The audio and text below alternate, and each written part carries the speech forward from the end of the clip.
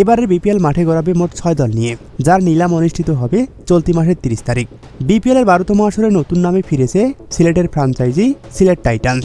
মালিকানায়ও এসেছে পরিবর্তন, আর তাতেই যেন পরিবর্তনের ইঙ্গিত দিচ্ছে ফ্র্যাঞ্চাইজিটি। আসন্ন নিলামের আগে যেভাবে একের পর এক বিদেশি তারকাদের দলে ভিড়াচ্ছে, তাতে অংশগ্রহণকারী অন্য দলগুলো এক প্রকার ভয়েই থাকবে।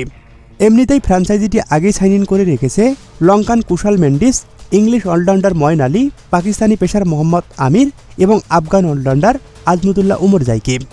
এছাড়াও দেশীয়দের মধ্যে আছেন মেহেদী হাসান মিরাজ ও নাসুম আহমেদ। তাদের নিয়েই বেশ শক্তিশালী দল গঠন করেছে সিলেট টাইটান্স। এবার তাদের সাথে যোগ দিলেন পাকিস্তানের মারকুটে ওপেনার সাইম আইয়ুব।